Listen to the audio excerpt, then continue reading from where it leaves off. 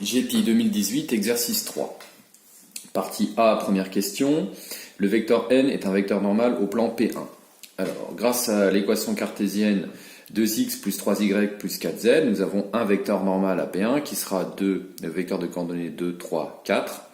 En divisant ces coordonnées par 2, on obtient le vecteur n qui est 1, 3,5, 2. Conclusion, n1, n est bien est collinaire à n1 qui est normal à P1. Donc n est bien lui-même un vecteur normal au plan P1. Donc l'affirmation est vraie. Deuxième affirmation, les plans P1 et P2 sont parallèles. Si nous considérons le vecteur n2 de coordonnées 1, 2, 1 correspondant au coefficient de l'équation cartésienne P2, eh bien c'est donc un vecteur normal à P2. Or n2 n'est pas collinaire à n1.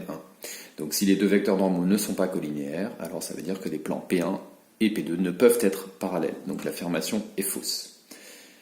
À 3, s'ils ne sont pas parallèles, ils sont forcément séquents, donc cette partie de la phrase est forcément vraie. Leur intersection est une droite de vecteur directeur U. Donc pour vérifier que le vecteur directeur est le bon, il faut vérifier que U scalaire N1 est bien égal à 0, c'est-à-dire que U est bien orthogonal à N1 et orthogonal à N2. Or, si on calcule les deux produits scalaires, ils sont nuls. U est bien orthogonal à N1 et N2, donc U sera bien un vecteur directeur de la droite intersection de P1 et P2. L'affirmation est vraie. Partie B, les points R et T appartiennent à un plan de vecteur normal n de 2, moins 1. Alors, pour vérifier que n est bien normal à R et T, il faut vérifier que n est orthogonal à deux vecteurs non collinaires du plan. Donc on va prendre RS et RT, dont on a calculé les coordonnées. Si on calcule n scalaire RS, on obtient bien 0, et n scalaire RT, on obtient bien également 0. Donc n est orthogonal à deux vecteurs non collinaires du plan, donc RST appartient, sont bien dans un plan de vecteur normal de 2, moins 1. Donc l'affirmation est vraie. B2. La droite TU est orthogonale à la droite RS. Alors, cette partie de l'affirmation est vraie. Si on calcule les coordonnées de TU et RS et qu'on calcule le produit scalaire, on obtient bien 0.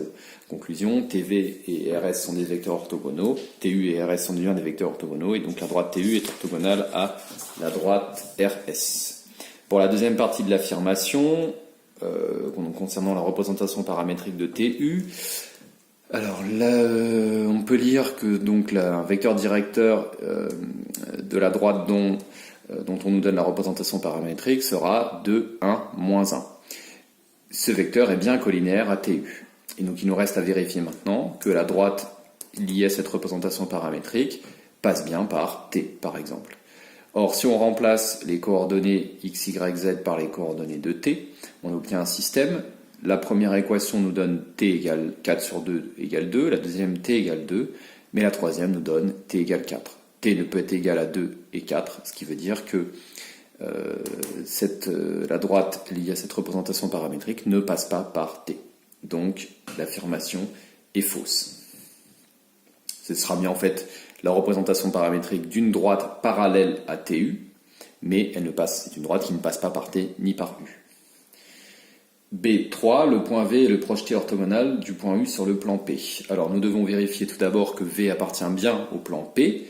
Si on remplace les coordonnées de V dans l'équation cartésienne, on obtient bien que 2 fois 3 plus 2 fois 2 moins 1 moins 11 est nul. Donc V appartient bien au plan P. Il nous reste à vérifier que VU est collinaire au vecteur normal. On calcule VU, on obtient moins 4 moins 1, 1. Or, ce vecteur n'est pas collinaire à un vecteur normal AP qui sera 2, 2, moins 1. Par conséquent, VU n'est pas orthogonal la droite VU n'est pas orthogonale au plan P, donc V ne peut être le projeté orthogonal de U sur P. Donc l'affirmation est fausse. Partie C. 1.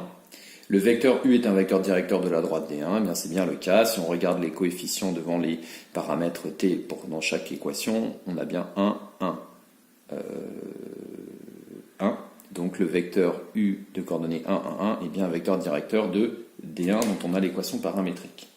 C2, la droite D2 passe par le point de coordonnées 5, 1, moins 3. Donc il faut remplacer 5, 1 et moins 3 dans les équations et voir s'il existe un paramètre unique K qui permet de vérifier les différentes équations, et on obtient K égale moins 3, K égale moins 3 et moins 3 égale moins 3. Donc les coordonnées du point vérifient bien l'équation paramétrique de D2, donc l'affirmation est vraie. Question C3.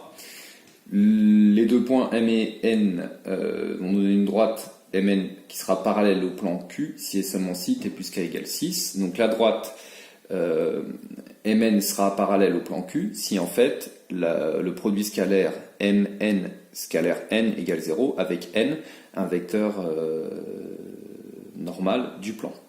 Or, on a une équation du plan, 2x moins 3y plus 2z égale 0. Donc on va prendre pour vecteur normal le vecteur 2 moins 3, 2.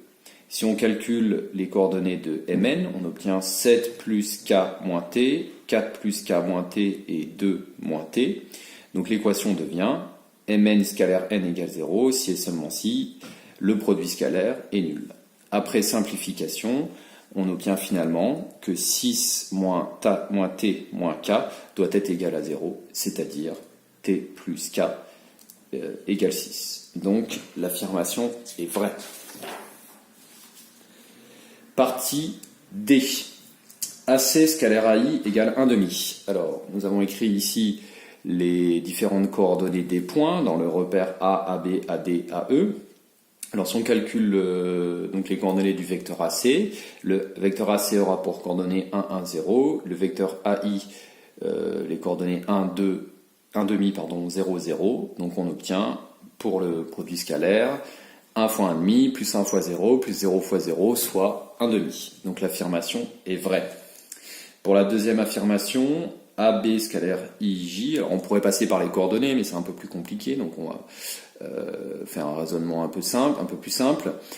On peut dire que AB scalaire AJ, c'est AB scalaire IC plus AB scalaire CJ, puisque le vecteur IJ est égal à IC plus CJ.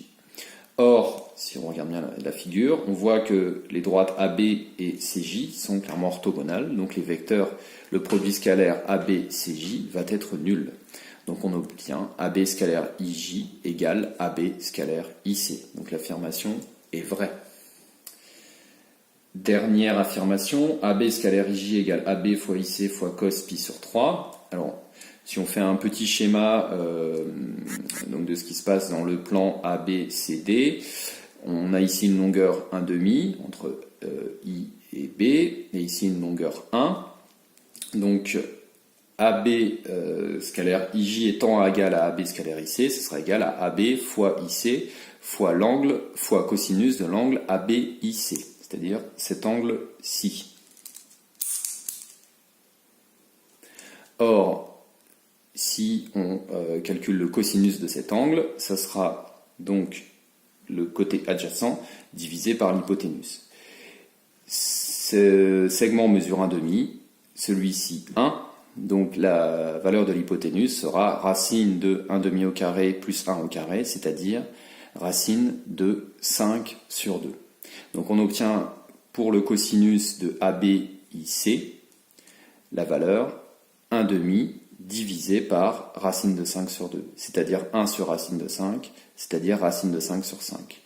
Donc AB scalaire IJ est égal à AB fois IC fois racine de 5 sur 5, et non pas fois cosinus pi sur 3, cosinus pi sur 3 étant égal à racine de 3 sur 2.